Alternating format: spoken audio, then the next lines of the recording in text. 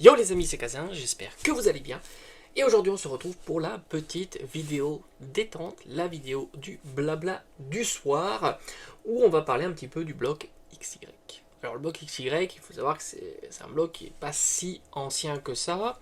Et moi personnellement j'ai commencé à vraiment collectionner le CD à partir de XY et surtout à partir de Origine Antique. Alors demain il y a une vidéo qui va sortir sur un petit bilan sur Origine Antique et franchement ça devient de plus en plus compliqué de voir un petit peu les différents tarifs tant il y a de moins en moins d'offres principalement sous les items les plus, on va dire, les plus populaires en ce moment, hein, qui sont les displays, et tu t'aperçois que les displays coûtent vraiment très très très cher.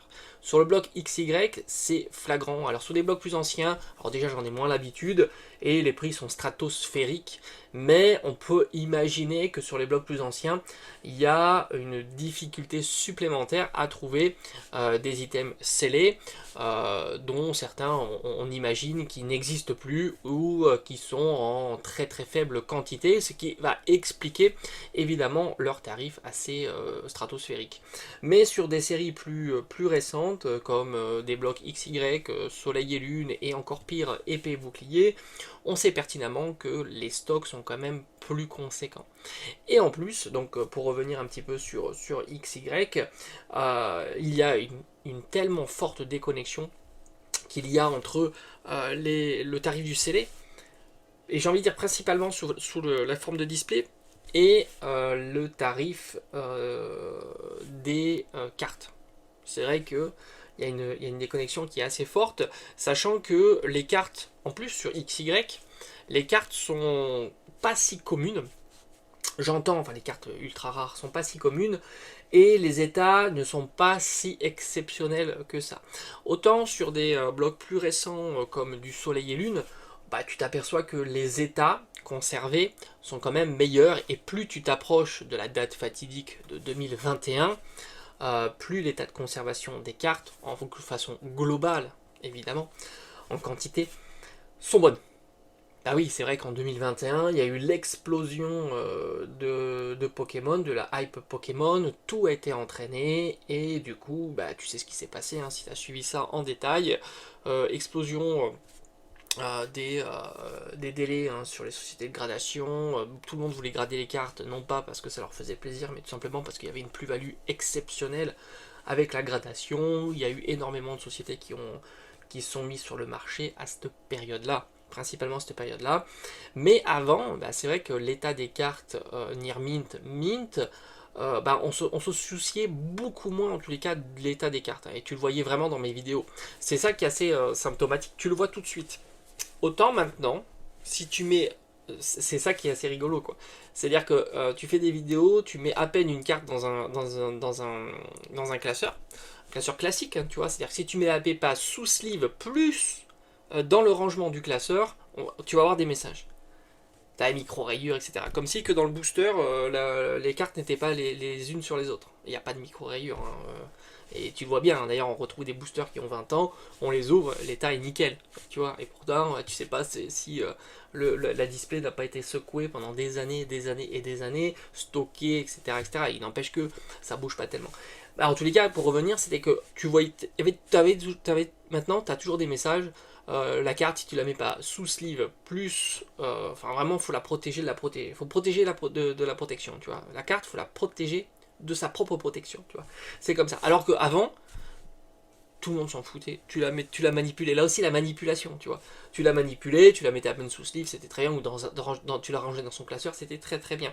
Et tu la manipulais, personne ne te disait quoi que ce soit. Maintenant, tu la manipules, faudrait la prendre sur le côté, comme ça, faudrait éviter. Alors, tu sais pertinemment que les micro-rayures, elles se font pas si tu la manipules, la carte, hein. Ça, c'était clair. D'ailleurs, ça s'est déjà vu. Moi, par exemple, j'ai envoyé en gradation. Alors après, tu me diras peut-être qu'ils se sont plantés dans ta gradation, mais peut-être, mais j'ai déjà envoyé des cartes en gradation dont j'avais pas spécialement fait attention à la conservation, donc j'avais manipulé la carte, donc je l'avais juste rangée dans mon classeur. Donc évidemment, elle est quand même dans une petite protection, mais on en faisait beaucoup moins. Alors maintenant, c'est à fond, hein. Vraiment, on ne pense qu'à ça. Il y a même celui qui va te dire qu'attention, cette sleeve elle va abîmer ta carte, l'autre sleeve non, etc. Bon, bref, ouais.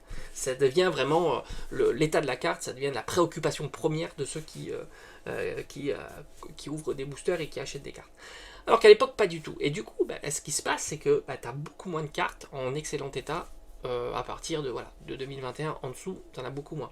Et pour revenir au fait, c'est que malgré tout, les cartes qui plaisent, bah, ce sont des cartes où la quantité en near mint ou en mint est ultra haut. C'est les cartes les plus chères. C'est épée et bouclier. Je parle pas des vraiment anciennes cartes, c'est encore particulier, mais je parle à partir de XY. Et voire même bloc noir et blanc, Of God and Soul Silver, là aussi, hein, tu as des cartes qui sont splendides, qui valent 3 fois rien. Donc même ces blocs-là, tu pourrais les mettre dans le panier. D'ailleurs, ça serait intéressant que je regarde un petit peu tout ça, mais ça nécessite un peu plus de temps. Mais c'est vrai que c'est intéressant.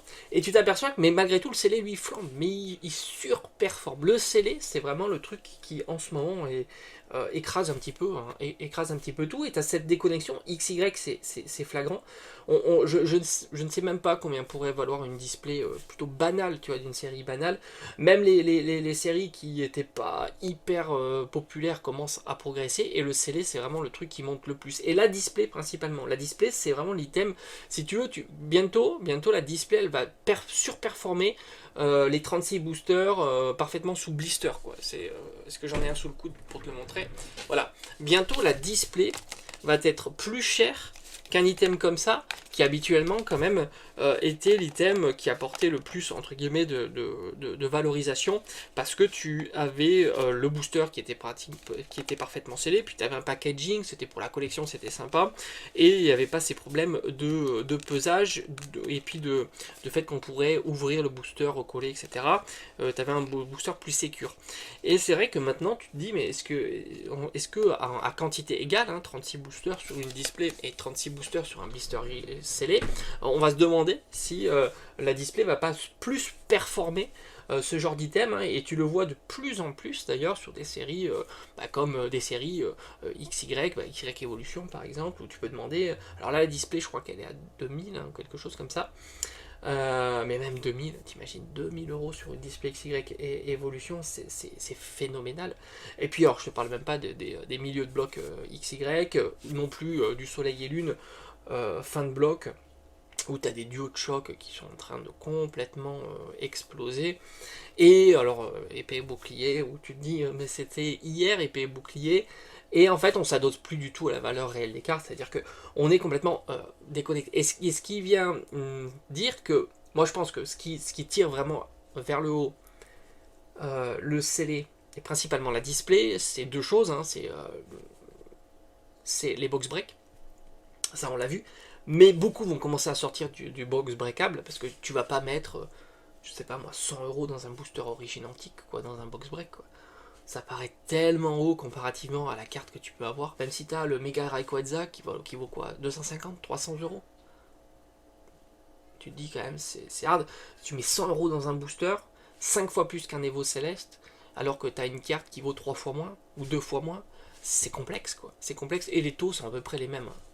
XY, c'est dégueulasse, j'en ai ouvert des tonnes de XY, c'est quand même très très compliqué.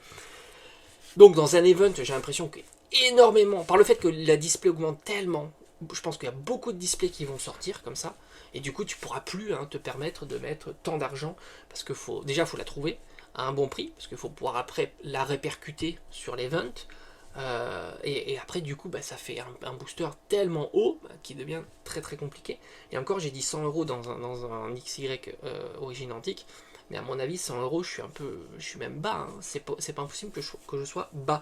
Donc j'imagine même plus les box breaks sur du XY pratiquement, tellement c'est stratosphérique. Et on pourra l'imaginer aussi même sur Soleil et Lune sortir, alors peut-être encore du haut de choc parce que tu as la carte à 1000 €, hein, mais les autres on va compenser à sortir. Donc on a dit ça tirait vers le haut à cause des box break. Mais incidemment, quand tu sors du box break, ça devrait ne plus continuer cette inflation du prix.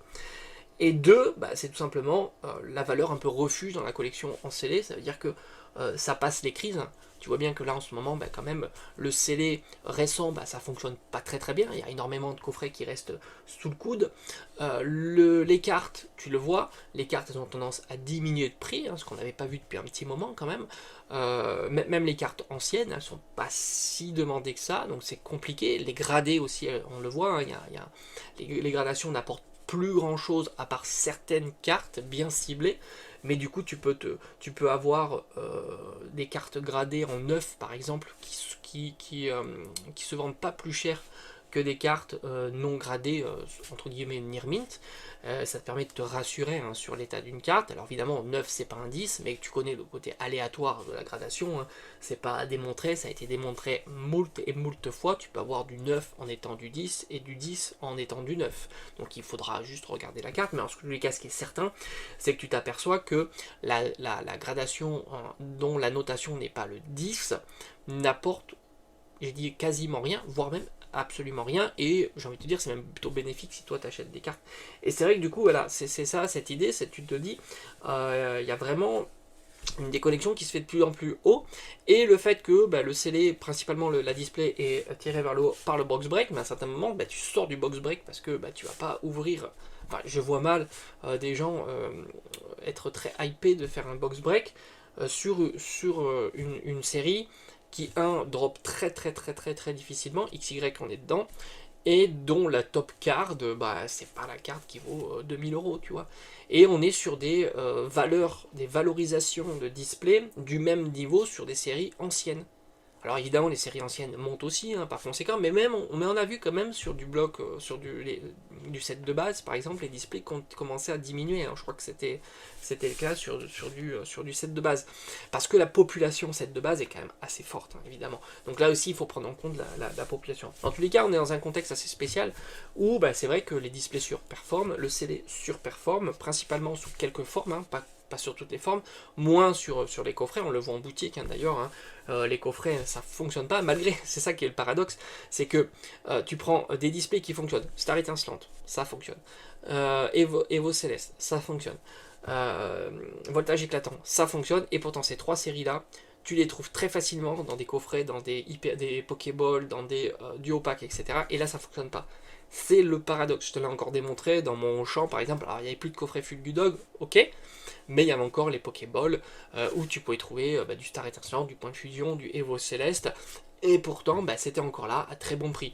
Et à côté de ça, tu as la petite display qui prend à chaque fois 500, 600, 650 euros. Tu dis mais qu'est-ce qui se passe? Tu peux avoir les mêmes boosters dans des items, c'est pareil, mais tout simplement, oui, tu sors du cadre du box break ou des choses comme ça. Et Star étincelant est un très bon exemple. La display, elle va commencer à flirter avec les 300 euros, ce qui est très cher, alors que tu peux trouver les boosters à pas trop cher, tout simplement en boutique, et recycler un petit peu partout. Alors c'est vrai que la différence elle n'est pas très notable, on est sur une display à 8,50 du booster et un item en boutique à 6,50, mais ça reste toujours moins cher.